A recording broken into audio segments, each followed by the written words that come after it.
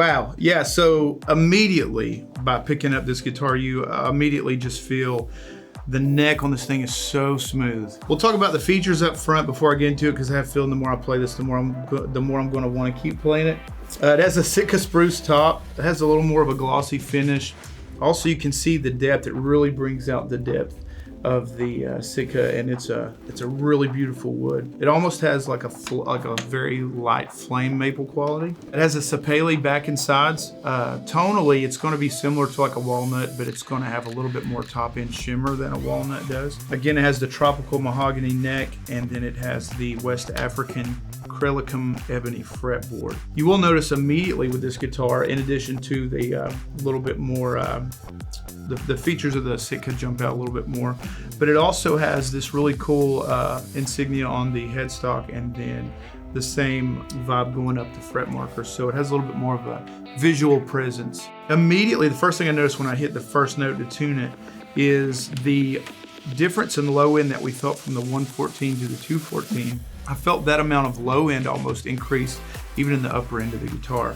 I know that sounds counterintuitive when you talk about the tone wood having more top end shimmer, but really when you start hitting these notes, there's just a deeper presence there. So you still have the clarity.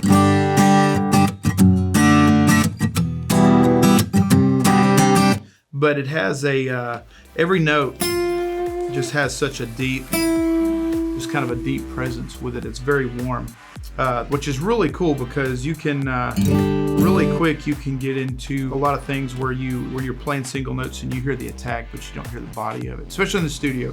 This would definitely be a really, really solid studio guitar. So when you start playing stuff, you really hear,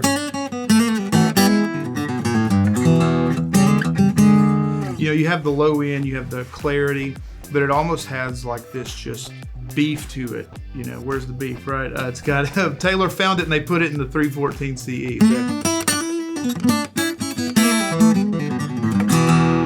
So yeah, it's there, and all the way up too.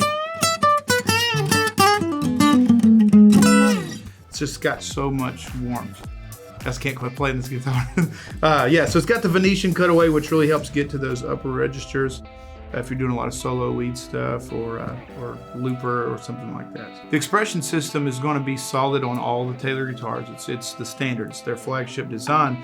But the more you increase the tone woods and different things, it's definitely going to showcase those things more. So this guitar obviously would work in small group settings in areas where it would be smaller. It has because of the increased tone wood, you're going to get a little more volume. So even in like bigger small groups, maybe 30, 40, 50 people, you would still be able to hear this guitar very clearly, even without amplification or anything. Also, would be a 100% the go-to guitar for leading worship, and I do that periodically as well. And so yeah, this would be a guitar I would grab, absolutely no question. This would be my main guitar for worship leading. Small church, big church, any kind of setting in that is really, it's going to be solid. Stage guitar, definitely tour worthy, in a very good case. It comes with the Taylor Deluxe brown hard case, kind of that classic Taylor case that you're used to seeing. So yeah, definitely comes with a good case, so I would feel comfortable about taking it on the road. This guitar, I would be a little more hesitant to fly with this. Definitely wouldn't think twice about grabbing the 214 or the 114 for a fly show. This would definitely be a guitar that I would use pretty much for everything. Studio, with the 214, you had more of like kind of a raw bluegrassy sound. It had a little bit more low end projection. With this guitar, it's really well balanced. The upper end shimmer that the wood brings, the tone wood brings, really makes it very versatile and very well rounded to accent a lot of different styles of music. I mean, if you're having like, fingerstyle guitar,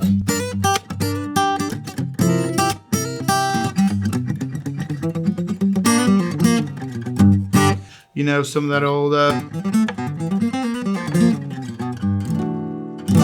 but it's still got the big boomy stuff for the. So yeah, this guitar would work on literally any venue with any style of music. So lead stuff, chordally, yeah, it just sings. But yeah, I mean, it's just so good. It's just really good.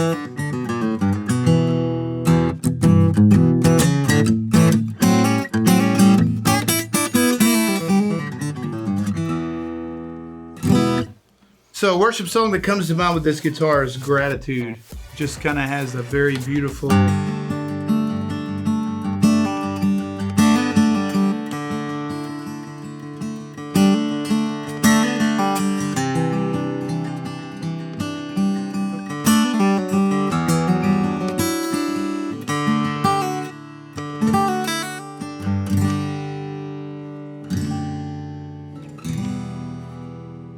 Definitely a stage closed guitar, something like I have on. Got to have the cool shoes. You can't see the shoes, but definitely upgrade the shoes for this one. It's not as casual as the other one. You show up with this guitar, you mean business. So definitely something a little more flashy. Food with this guitar is definitely Mexican food, upper red Mexican food. I'm from Texas, so that's a huge part of my life. Chips and salsa, this is all the things. So this is, Mexican food's my comfort food, and I feel really comfortable with this guitar, so this is definitely screaming some enchiladas. So this guitar comes in at around $2,200.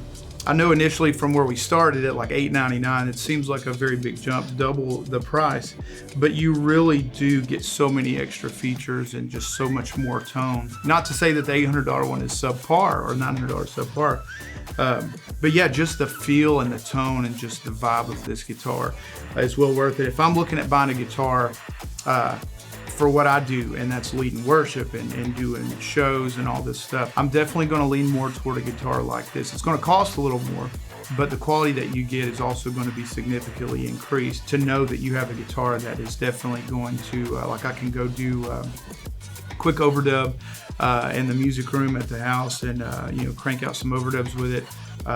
It's got that quality of tone where I would literally want to do anything and everything with this guitar. So I think for that, you really get so much out of the price. If you're going to buy, if you're an entry-level guitarist and you don't want to spend a ton of money, but you want to get a good quality sound, certainly the 114 is the answer.